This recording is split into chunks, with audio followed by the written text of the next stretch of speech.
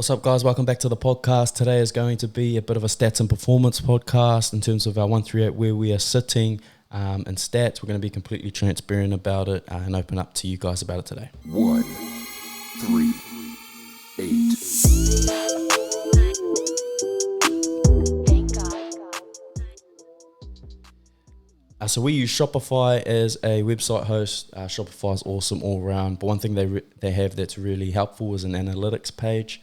So you can actually check your stats, most of these things that I'm talking about. You can check on your Shopify page. They keep it all for you. So we've been getting into that a lot more lately. We understand the benefits of it now, rather than making sort of off the cuff decisions and following your gut, which is important. You can actually use data and analytics to make more of an informed decision, and so that's what we're trying to do now. So we have started to look through this regularly and compare to previous years or previous months and find out ways to get it better. So one of the first things that we look at is our online store conversion rate. Now, when I'm comparing from our first financial year in business to our second financial year in business. So we've been in business for about 19 months, just over a year and a half. And so our first financial year was about 7 months long, and then we've been in business for probably like 11 months of this financial year, and there's probably about a month to go, almost. So it's probably, although we're comparing two financial years, one being 7 months and one being 11 months, we sort of get the gist of it anyway. So comparing that, our online store conversion rate. If you don't know what an online store conversion rate is, it basically is of all the people that go to your website, how many people are buying things or converting their orders, and that is how you get a conversion rate. The average e-commerce store is about 1% conversion rate, which doesn't sound like much. You say you get 100 people come to your website, one person will buy it. That's basically what that 1% conversion rate is. But if you're getting 1,000 people, that's 10 people will buy. If you're getting 10,000 people, that's 100 people will buy. And so, once you're building that up a bit, 1% doesn't sound too bad. So currently we're sitting at 2.36% as our business stands at the moment, which is a 38% increase from last financial year, which we're really happy about. So we're sitting above the market sort of median. So we're pretty happy with that.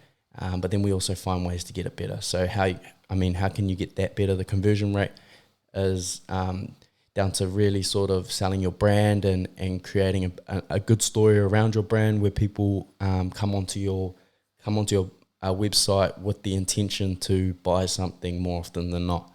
And then obviously to increase that, you have to increase the amount of people coming. So the amount of people who are getting into your sales funnel. So how our sales funnel for our website would sort of work is we get people from our socials into our sales funnel, which is onto our website, and then it sort of filters down. So you'll have people that add to cart, you'll have people that get to the reach the checkout, and then they'll leave, or they add to cart and they'll leave, and then you'll get people who will convert their orders, or the sessions will convert, and that is our sales funnel. That's what we try and get them down. So if you think of a funnel, obviously it goes like that. There's less and less people when you get down to the bottom, which is why it ends up being, for us, 2.36%. But we are trying to build our online store sessions, so getting more people to that, to the website, pumping out a bunch more content, valuable content. Consumers sort of fall in love with our brand or find our brand helpful or valuable, and in that case they check out our website. So we're trying to build that at the moment, which we're actually happy about. We increased our sort of online store sessions by about 265%. From our first financial year to our second, which is a big jump, and we're really happy about that. Average order value is another big one on how to sort of increase your sales. So there's two sort of ways you can increase your sales. One would be to sell more, or have more customers and make more orders. The other way to increase your sales is to increase your average order value. So if I have 100 people coming onto my website and they're spending $50 as opposed to have 100 people coming to my website and I've somehow got them to $100, upselling and whatnot. Famous one of upselling is like McDonald's and stuff, where you go and you say, can I get a Big Mac combo? And they say, is that a large? Straight away they say, is that a large?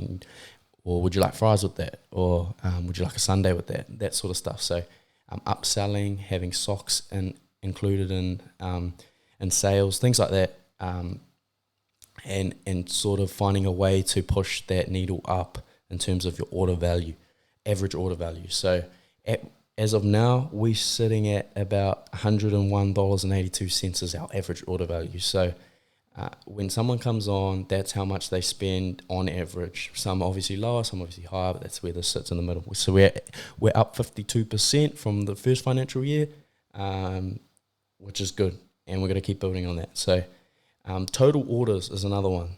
Obviously, I just mentioned it before. Total orders is another way to get your sales up, which we are up, which I didn't know how much we were up by, but we're up by about 399%. So pretty much 400% up from our first year, which is crazy. So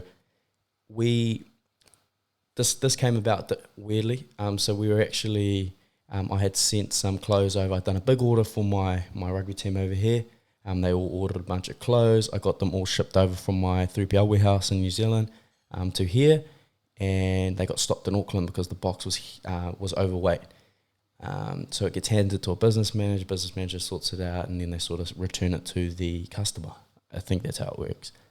But the business manager that got handed our box actually knew 138, knew the brand. So he emailed me and he said, hey bro, I've actually got your box of clothes here. Instead of having it sent back, I recognised the brand and I just wanted to get in contact with you to see if we can work it out now and just get it sent rather than having it sent back and go through all that admin, which is awesome. So he actually did that for us. But the other thing he mentioned was he actually wanted to have a conversation about around our rates and things and our business growth. And he said that in terms of numbers and in terms of like how much we're spending on shipping and orders, we'd actually grown 400% from our first financial year. So before the 1st of April 2020.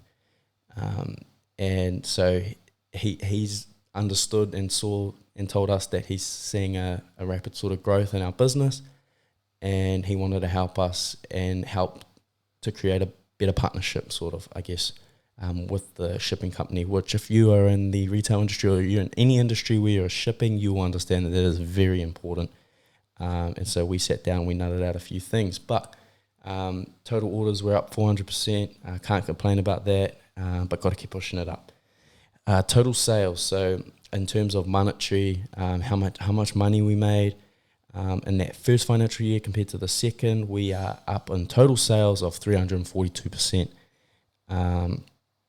which is crazy. That's a big. So we're sort of 3.5 times what we made the first year we did it.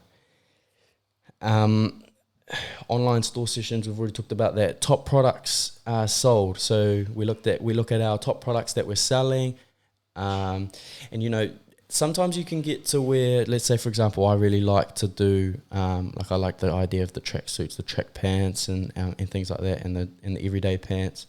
There's some things that you really love to sort of get your creativeness out, which is good, and you always got to do that. But you always got to have your staples, because you always know that there's certain things that sell, and essentially they run your business. They keep your business afloat. They are like your essentials that people always get. So if you had to guess 2 things that would be the top 2, I'm sure you could guess what they would be. They're the first thing that every clothing brand starts with, and it's t-shirts.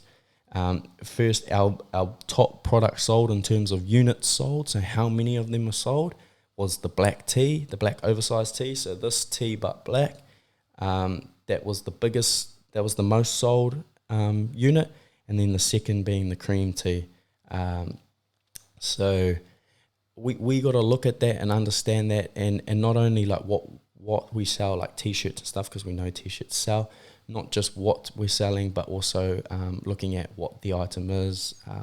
So for example, black and cream, very plain colors, like black sells for us. We know that black hoodies sell really quickly, and so that's how we measure sort of, when we're looking at what colors we like to go to. There's a lot of colors coming out that are different colors and things like that, and we like to sort of dabble in that. But we always like to keep our simple plain colors because we know they sell, and we know people love to wear sort of your black, whites, and greys and things like that, because it's essentially, it's like, it's very common. And the third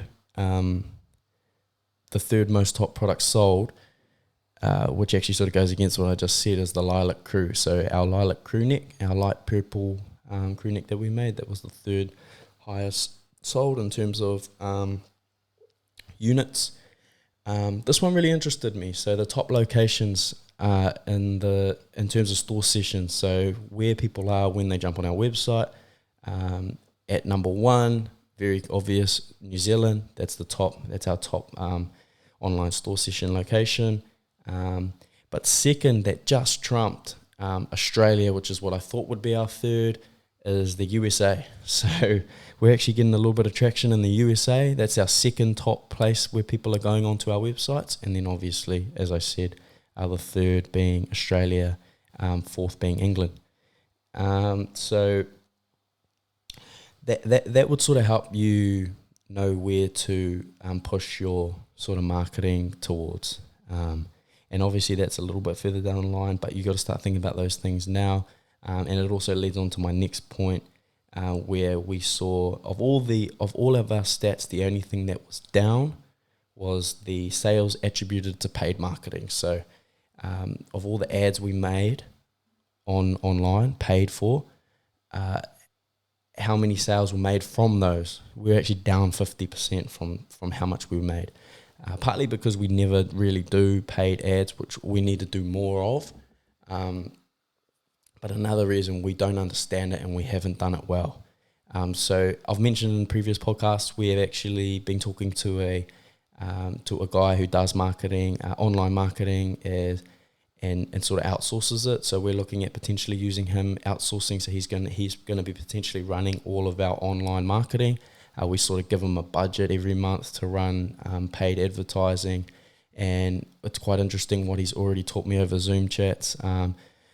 Stuff like you sort of got to attack awareness in the early days, where rather than throwing carousels and products in people's faces that don't know your brand, throw stuff like things that teach them about your brand, awareness, show them what you're about, let them sort of fall in love with your brand, and then sort of layer it. So you do that kind of awareness, then you kind of show them what products you have, then you sell it to them, that sort of thing. So we're talking with him at the moment around that.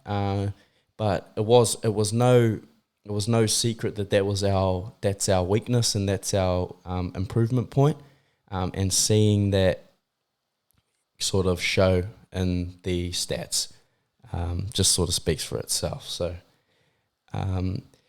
that's pretty much it we got today. We're going to be doing this a little bit more often, things into like sort of letting you inside like how our business is going, the goods, the bads, like everything that we're doing. We just want to show you that, and be transparent about it, because there's no hiding things. We're an open book here. We want you guys to learn off us, and we also want you to understand when you're buying stuff who you're supporting. And if you can, learn stuff off what we're doing or learn from our mistakes. So that's us for today. Thank you for tuning in. If you're on Instagram watching this or anywhere, please just screenshot it or share it on your story. Tag us. It means a lot to us. Give us a like, comment. If you're on YouTube, subscribe. It means the world to us. Actually really helps us as a small business. That's us. Have a good day. Later.